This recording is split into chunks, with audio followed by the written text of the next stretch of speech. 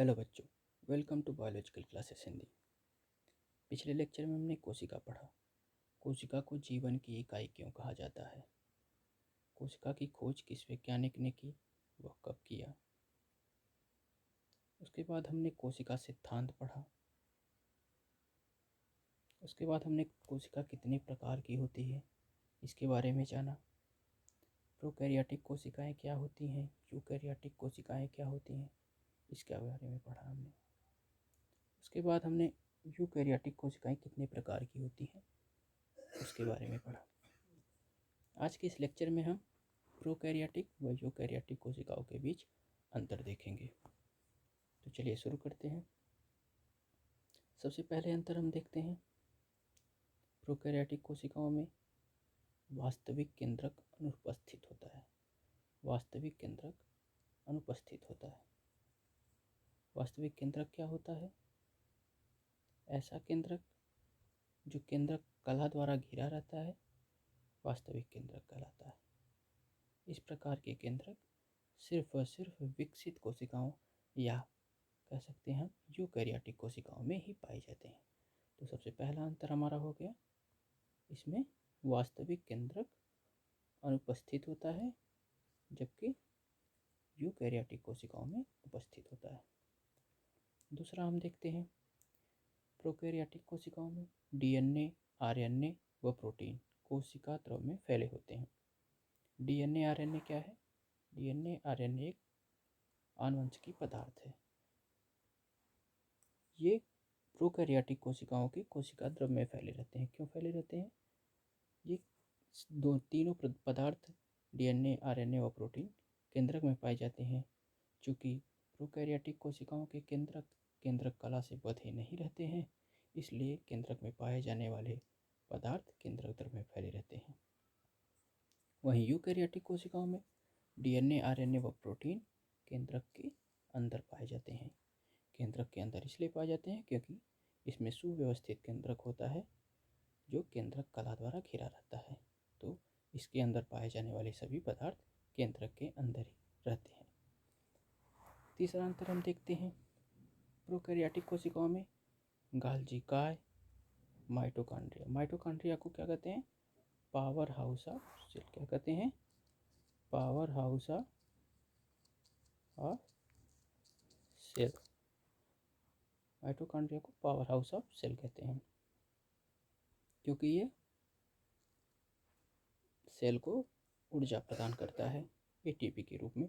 जब हम Krebs cycle और सेल ऑर्गेनेल्स में माइटोकॉन्ड्रिया पढ़ेंगे तो इसके बारे में डिस्कस करेंगे। ठीक है, तो देखते हैं। गाल्जी काय माइटोकॉन्ड्रिया एंडोप्लाज्मिक रेटिकुलम, जिसे अंतःप्रद्रवी जलिका कहते हैं, प्रोकैरियोटिक कोशिकाओं में अनुपस्थित होते हैं, जबकि यूकैरियोटिक कोशिकाओं में गाल्जी काय, माइटोकॉन्ड्रिया, अंतःप्रद्रवी जलिका आदि उपस्थित होते हैं। चौथा देखते हैं, राइबोसोम्स। प्रोकैरियोटिक कोशिकाओं में राइबोसोम 70-80 प्रकार के होते हैं, वहीं यूकैरियोटिक कोशिकाओं में यही राइबोसोम्स 80 प्रकार के होते हैं। अगला हम देखते हैं, प्रोकैरियोटिक कोशिकाओं में केंद्रक में केंद्रिका अनुपस्थित होती है। केंद्रिका क्या होती है? केंद्रक के अंदर पाए जाने वाली एक गोल संरचना होती है जिसे केंद्रिका कहते हैं। ये प्रोकैरियोटिक कोशिकाओं में अनुपस्थित होती है क्योंकि प्रोकैरियोटिक कोशिकाओं के केंद्रक विकसित केंद्रक नहीं होते हैं, इसलिए इसमें केंद्रिका नहीं पाई जाती है। वहीं यूकैरियोटिक केंद्रक विकसित होते हैं, इसलिए इसके अंदर केंद्रिका पाई जाती है। ठीक है, अगला देखते हैं, छठवां, प्रोकैरियोटिक कोशिकाओं में गुणसूत्र। गुणसूत्र एक आनुवंशिकी पदार्थ जो डीएनए से बनता है। गुणसूत्र एक आनुवंशिकी पदार्थ है जो डीएनए से बनता है। जब हम आनुवंशिकी पढ़ेंगे तब इसके बारे में पढ़ेंगे, गुणसूत्र के बारे में। आज हम सिर्फ अंतर देख रहे हैं, तो हम बस इतना जान लेते हैं कि गुणसूत्र एक आनुवंशिकी पदार्थ है जो डीएनए से बनता है। तो प्रोकैरियोटिक कोशिका में कैसे बनता है? डीएनए की ढीली खोल संरचना से गुणसूत्र का निर्माण होता है। वहीं यूकैरियोटिक कोशिकाओं में डीएनए का मॉडल आप देखेंगे इस तरह से होता है।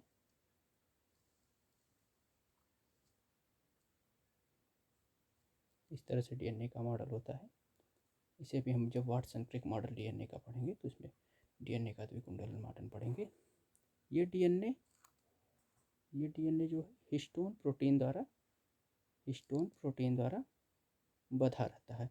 ये डीएनए हिस्टोन प्रोटीन से बंधकर गुणसूत्र का निर्माण करता है। किसका? गुणसूत्र का निर्माण करता है। तो इसमें सुव्यवस्थित डीएनए हिस्टोन नामक प्रोटीन से बंधकर गुणसूत्र का निर्माण करता है। ठीक है, अगला देखते हैं। इसमें प्रोकैरियोटिक कोशिकाओं में 7वां नंबर, इस प्रोकैरियोटिक कोशिकाओं में एक कोशिकीय जीव जैसे जीवाणु, कुछ शैवाल, कुछ शैवाल में क्या? साइनोफाइसी। क्या?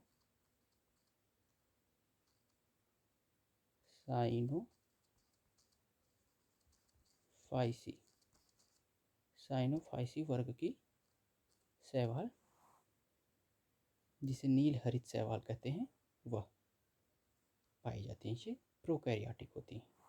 जबकि यूकैरियोटिक में एक कोशिकीय जीव जैसे अमीबा,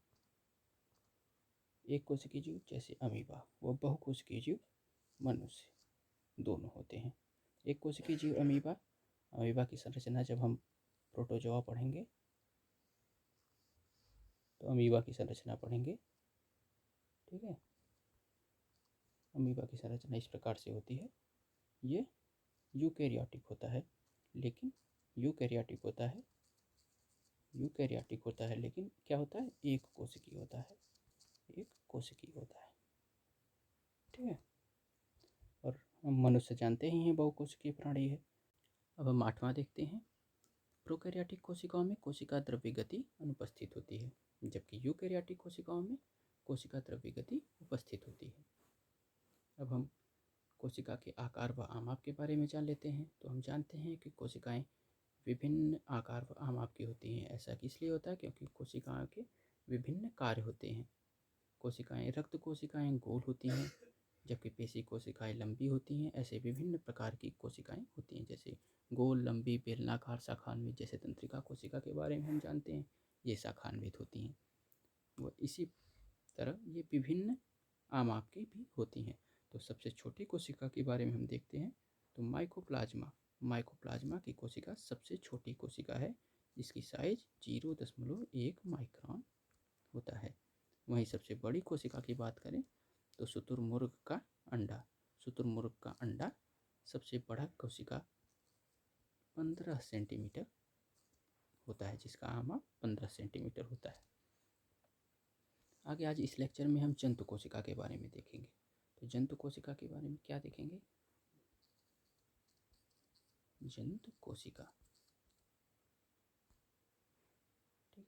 कोशिका के बारे में इस लेक्चर में हम देखेंगे।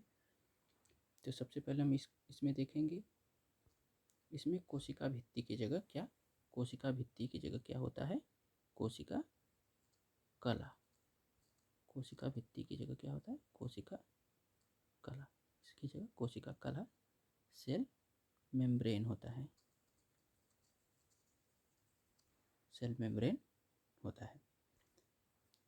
वह जीव द्रव्य होता है। जीव द्रव्य क्या होता है? सभी जीवित पदार्थ, कोशिका का सभी जीवित पदार्थ जीव द्रव्य होता है, जिसके बाहरी भाग में एक पतली अर्धपारगम्य झिल्ली जीव द्रव्य कला होती है। वह आंतरिक भाग में तरल पदार्थ, जिसमें सभी प्रकार के कोशिकांग पाए जाते हैं, कोशिका द्रव्य होता है। वह उसके अंदर गोल संरचना जो मस्तिष्क का कार्य करता है, जो कोशिका के लिए मस्तिष्क का कार्य करता है, केंद्रक होता है। केंद्रक को कोशिका का मस्तिष्क कहते हैं। ठीक है, अब हम कोशिका द्रव्य में देखते हैं क्या होता है। तो कोशिका द्रव्य में 2 प्रकार के कोशिकांग होते हैं। पहला कोशिकांग क्या होता है? उपापचयी सक्रिय कोशिकांग। ऐसी कोशिकांग जो उपापचयी क्रियाओं में सक्रिय रूप से भाग लेते हैं, उपापचयी कोशिकांग कहलाते हैं। और दूसरा उपापचयी निष्क्रिय कोशिकांग। ऐसे कोशिकांग जो उपापचयी क्रियाओं में निष्क्रिय रहते हैं, उसे उपापचयी निष्क्रिय कोशिकांग कहते हैं। ठीक है। तो उपापचयी सक्रिय कोशिकांग में हम देखते हैं क्या, जंतु कोशिका में पहला माइटोकॉन्ड्रिया, इसमें हम देखते हैं प्लास्टिड मतलब लवक अनुपस्थित होता है। क्या होता है, अनुपस्थित होता है जंतु कोशिका, किसमें, जंतु कोशिका में जो है लवक अनुपस्थित होता है। इसमें सिर्फ माइटोकॉन्ड्रिया, इसमें सिर्फ जंतु कोशिका में सिर्फ माइटोकॉन्ड्रिया, अंतःप्रद्रव्य जालिका, राइबोसोम्स, गाल्जी बॉडी जिसे गाल्जी काय कहते हैं, लाइसोसोम, तारका जिसे सेंट्रोसोम कहते हैं। ये इतने कोशिकांग पाए जाते हैं। ये कोशिकांग भी दो प्रकार के होते हैं। क्या होते हैं, दो प्रकार के, मेम्ब्रेन बाउंड व नॉन मेम्ब्रेन बाउंड, या कोशिका रहित, तो या कोशिका कलाबद्ध। तो कलाबद्ध में कौन कौन से होते हैं, कलाबद्ध में माइटोकॉन्ड्रिया, अंतःप्रद्रव्य जालिका, कलाबद्ध में क्या रहता है, कलाबद्ध में माइटोकॉन्ड्रिया, अंतःप्रद्रव्य जालिका, गाल्जी काय व लाइसोसोम, ये सब क्या होते हैं, कलाबद्ध होते हैं, कलाबद्ध।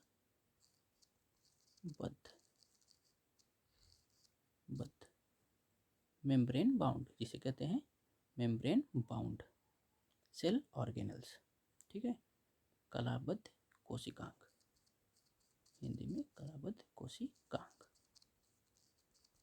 ठीक है। और अब बात करते हैं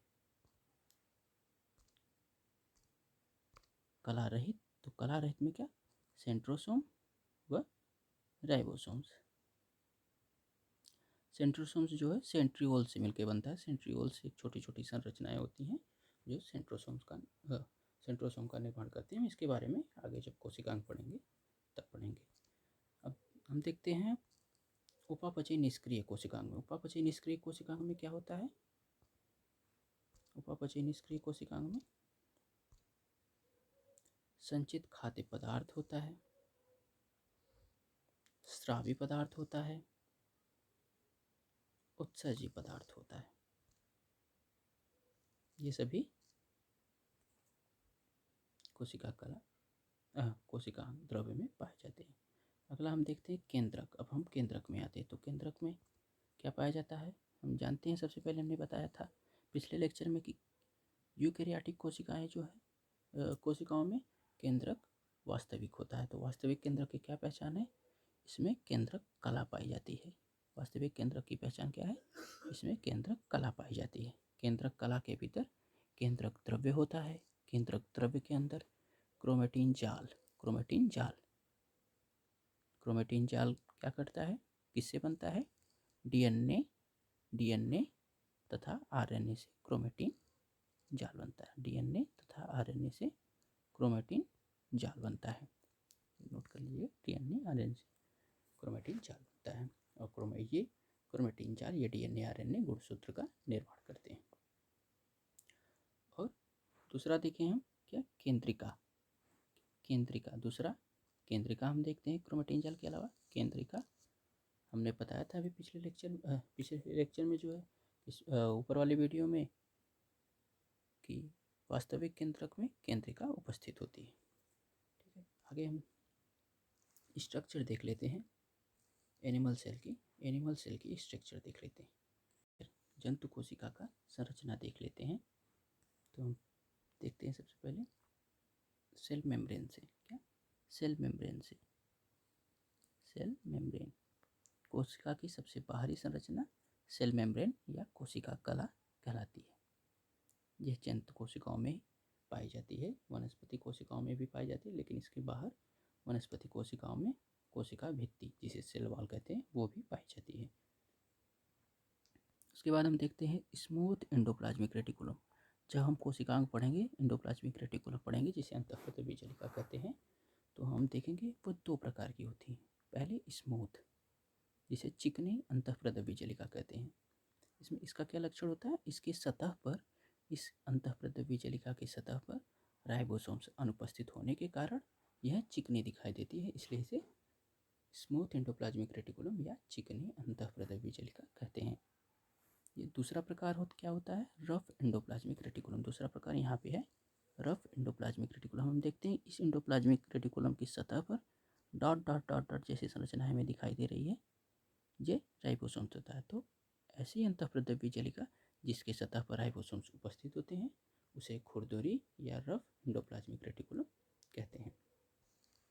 उसके बाद हम देखते हैं न्यूक्लियर पोर। तो न्यूक्लियर पोर क्या होता है, कोशिका कला में छोटे छोटे छिद्र होते हैं जो सेलेक्टिव परमेएबल होते हैं, जिसके थ्रू आरएनए कोशिका द्रव्य से केंद्रक से कोशिका द्रव्य में मैसेज ले जाता है, जिसे एमआरएनए कहते हैं। मैसेज ले जाता है, वह कुछ जरूरी पदार्थ जो केंद्रक के लिए आवश्यक हैं वह अंदर आते हैं, वह न्यूक्लियोपोर के द्वारा आते हैं। यह कोशिका कला में छिद्र होता है जिसके थ्रू ये आते हैं। उसके बाद हम देखते हैं न्यूक्लियोलस, जिसे हम केंद्रिका कहते हैं। जिसे हम केंद्रिका कहते हैं, न्यूक्लियोलस इसके अंदर पाए जाते हैं। न्यूक्लियोलस कहाँ पाए जाते हैं, तो केंद्रिका केंद्रक द्रव्य में पाए जाते हैं, जिसे न्यूक्लियोप्लाज्म कहते हैं। ठीक है। इसके बाद हम देखते हैं रफ एंडोप्लाज्मिक रेटिकुलम हो गया माइटोकॉन्ड्रिया। माइटोकॉन्ड्रिया को पावर हाउस ऑफ सेल कहते हैं। ये क्या करता है, कोशिका को ऊर्जा प्रदान करता है। आगे हम देखते हैं साइटोप्लाज्म मतलब कोशिका द्रव्य। ये सभी जीवित पदार्थ व कोशिकांग जिस में मौजूद होते हैं साइटोप्लाज्म कहलाता है। उसके बाद स्केटरी वेसल्स देखते हैं। स्रावी वेसल जिसे कहते हैं, ये जरूरी पदार्थों का श्रावण करते हैं, होता है।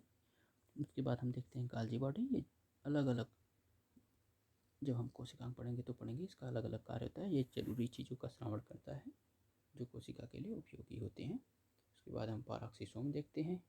इसमें होता है, इसमें सेंट्रियोल्स होता है, सेंट्रियोल्स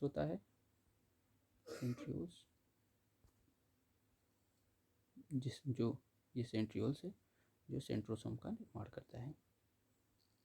ठीक है। अगले लेक्चर में हम पादप कोशिका पढ़ेंगे, प्लांट सेल पढ़ेंगे, उसकी संरचना देखेंगे, वह plant cell and animal cell में डिफरेंस देखेंगे, क्या डिफरेंस है। ठीक है। तब तक के लिए धन्यवाद।